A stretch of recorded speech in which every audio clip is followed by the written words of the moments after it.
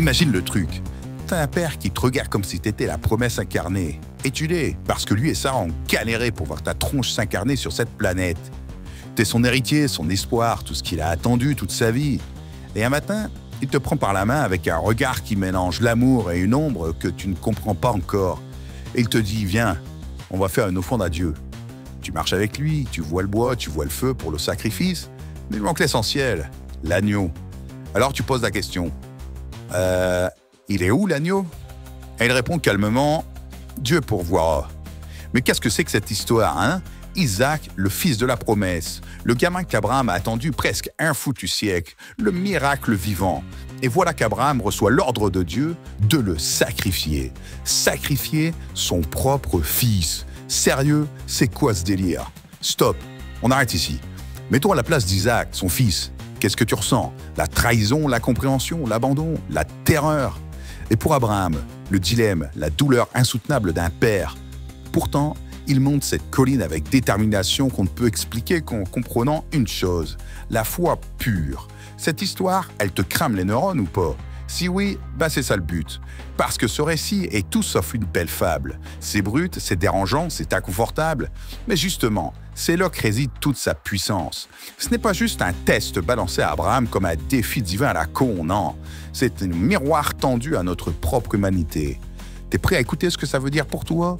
Parce que si t'as jamais eu à choisir entre ce que tu veux et ce que tu crois profondément, alors cette histoire va te paraître folle.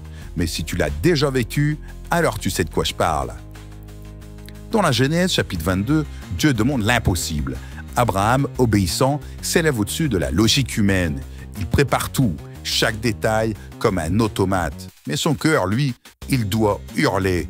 Au dernier moment, alors qu'il lève le couteau, un ange l'arrête. Et c'est pas trop tôt.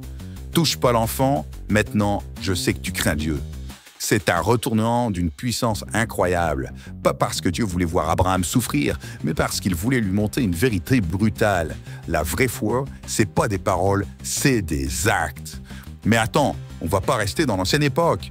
Qu'est-ce que ça dit sur Dieu aujourd'hui, sur ta vie? Ça dit que le vrai sacrifice, c'est pas toujours ce que tu penses. C'est pas perdre, c'est donner ce à quoi tu tiens le plus. Tes peurs, ton contrôle, tes plans tout tracés. L'histoire d'Isaac, c'est une question tranchante. Jusqu'où tu serais prêt à aller par confiance? Qu'est-ce que tu serais prêt à lâcher, à sacrifier, quand tout en toi crie de t'accrocher? Ce miroir, il te renvoie à tes peurs, tes attachements, tes fausses sécurités. Et dans ce reflet, tu vois tout ce que tu tiens trop fort, tout ce que tu refuses de déposer. Isaac, ce n'est pas une histoire, c'est un coup de projecteur sur ton propre cœur. Ça dit aussi que Dieu pourvoit, mais pas à ta manière. Il donne pas toujours ce que tu veux, mais ce dont tu as besoin. C'est là qu'intervient le bélier dans l'histoire.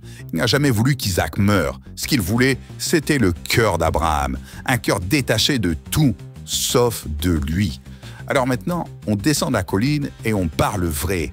Qu'est-ce que toi, t'es prêt à sacrifier? Ton confort, tes excuses, tes peurs qui t'empêchent d'avancer? Parce que si tu veux la promesse, il faut grimper cette foutue colline. Et c'est pas facile, mais c'est là que ça se passe. C'est là que tu trouves la vie. Pas dans le contrôle, pas dans la sécurité, mais dans l'abandon. La vraie foi, c'est une confiance aveugle, pas une assurance tout risque.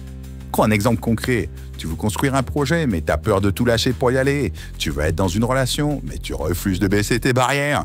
Tu veux un sens à ta vie, mais tu t'accroches encore à des choses qui ne te nourrissent pas.